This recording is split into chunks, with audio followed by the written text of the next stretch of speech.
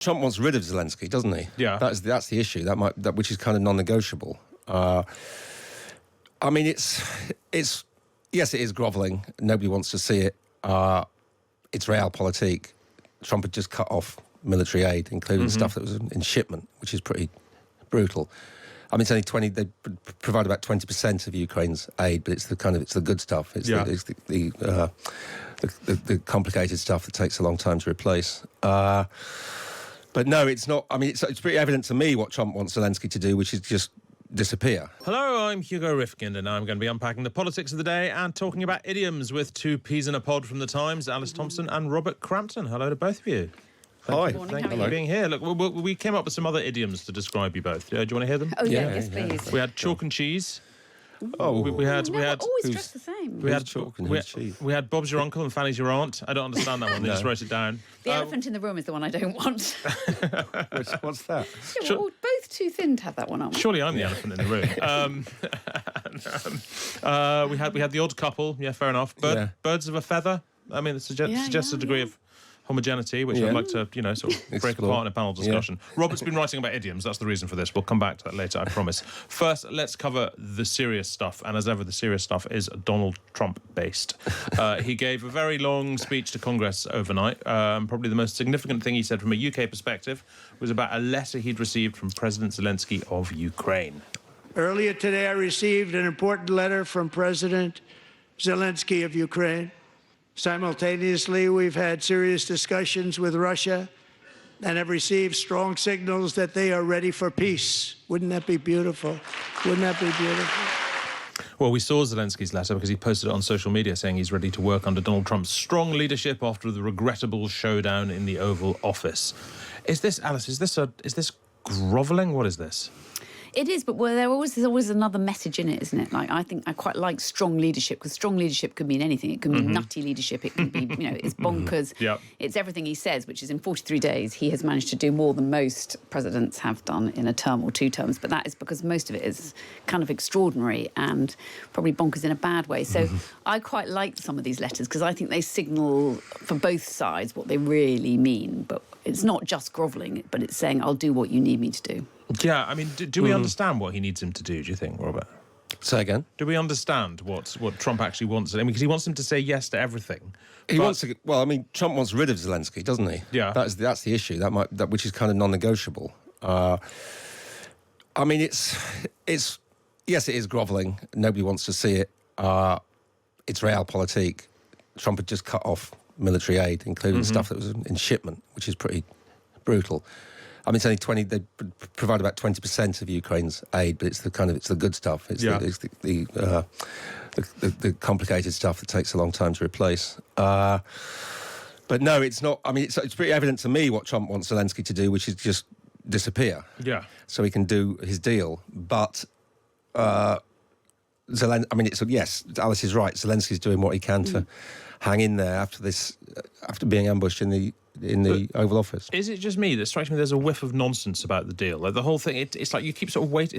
As ever with Trump, you keep waiting for push to come to shove, and it never sort of quite does. Because what he wants is Ukraine to sign up to his deal. And as far as I can make out, his deal involves give us rights to all your rare earths, and while we won't defend you, we kind of might defend you a bit because we'll have an interest there. Yeah. Give us that, and then we'll do a magic deal with Russia that stops the war. And it seems to me the important bit there is the magic deal with Russia that stops the war. And I don't know, has anyone got a sense of what that looks like?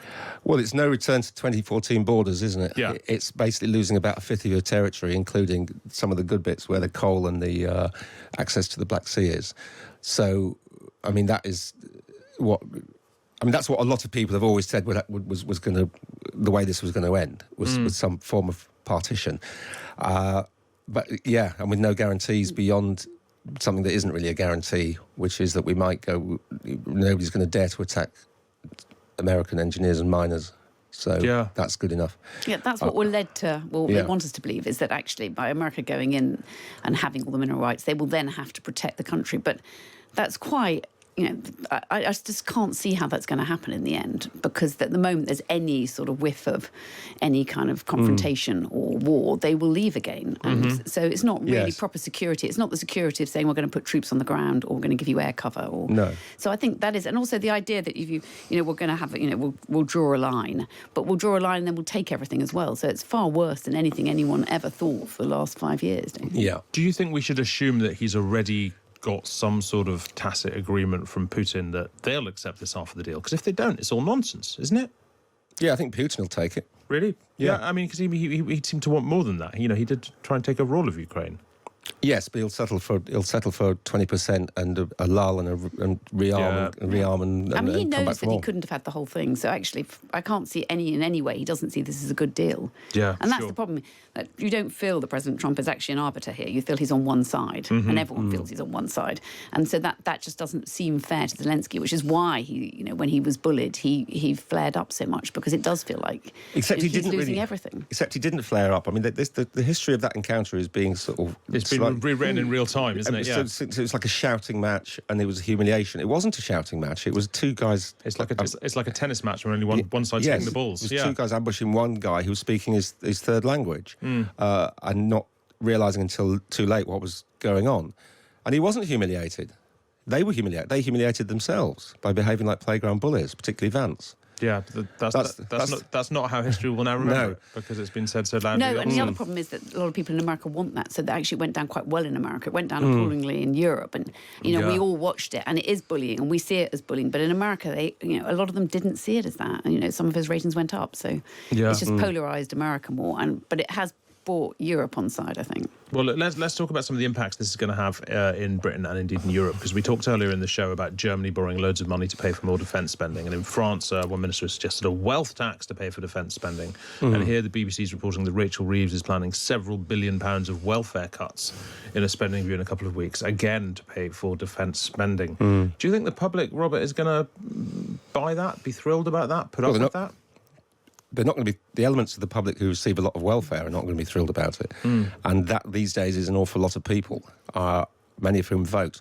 I mean, it depends what you mean by welfare, I guess. But if you include welfare, if you include, say, the universal state pension in welfare, paid to a lot of people who don't need it, then they're not going to be thrilled. I mean, the older and elderly population have shown repeatedly that they want to hang on to the huge generational benefits that they've got. I'm not sure the public should be given a great deal of choice, because it's absolutely obvious, given America's voting with Russia at the UN. I mean, this is really serious stuff. And if we... It's not so much about grovelling to America and saying, is this enough? Can we spend a bit more? It's about saying, as I said this last week, you're not behaving like an ally. We need to be more... independent of you, which means spending a lot more money. Although I sort of wonder, Alice, that, I mean, look, when we talk in the media, politicians talk about there's this real, it seems to me, this huge new awareness of the existential threat for, not existential, but close to existential threat for Europe, and particularly Western Europe, if America sort of withdraws the tradition of protecting us from the Russian threat. I wonder how much that's really percolated through into the British public. Probably we're talking about working age benefits here, which impact quite a lot of people. When that actually starts hitting their pocket, I wonder how many people are going to be like, really? You know what I mean? Well, that's the problem with welfare, isn't it? It's that everyone likes the idea of cutting the welfare bill. It's £90 billion. It's escalating the whole time. But, the Tories would have done it if they could. And they had 14 years. They did absolutely nothing. They just let it escalate. I think post-pandemic, we had far more people on with mental health issues. It's very hard to unpick because, in the round, we like the idea of cutting 90 billion worth of benefits, but no one wants it for themselves, as Robert says. And that is the problem. And so much of it is to do with invalidity and mental health, and people who genuinely, most of them have a reason that they feel they can't get out of bed, and that's really tough. And it's tough because we're going to have to address it. We're going to have to help them overcome it. You can't just go around cutting it, otherwise we'd have done it before. I mean, I think they should have been cut anyway, irrespective of the fact that we need to find the money for defence. I think somebody wrote a good column the other day about never wasting a good crisis, and Yeah, but then you start sounding like Elon Musk, don't you? You go, get out your chainsaw. I mean, it's really you don't hard. need to get out a chainsaw. You need to say there's a problem with the welfare state and the rising bill anyway. The sickness benefits are up 25% on the year pre-COVID. Yeah. And it's quite. Some of this is a problem peculiar to this country. You know, other countries they haven't. The sickness benefits and incapacity benefits have not risen in the same way. Particularly among the young, isn't it? I mean, that's the biggest problem, is that if you're getting 18 to 25-year-olds, a million of whom aren't working or looking for work, I mean, that's a long-term problem. Yeah. Because you're still then going to be be looking after them in their 70s and 80s. Yeah. So we have got to try and get them into work. Yes, irrespective of what happens with defence. Well, maybe they can join the army. I was going to say that. That's the natural. But then would they get out of bed there? No, so they have to be from their bedrooms. Yeah. Yeah, well, you know, and flying drones. They could be drone good at people. that. Yeah, it's computer games, basically, isn't it? Let's talk about the politics of this all over here, because Tories have been told they need to watch what they're saying after some of them criticised Trump and Vance. Kemi Badenoch was very careful not to criticise J.D. Vance for his remarks about random countries who hadn't fought a war in 50 years, whereas even Nigel Farage came out and said that wasn't quite on. There was a tweet from Graham Stewart, who was a minister under the last government, who said, "We have to consider the possibility that President Trump is a Russian asset. If so, Trump's acquisition is the crowning achievement of Putin's FSB career, and Europe is on its own."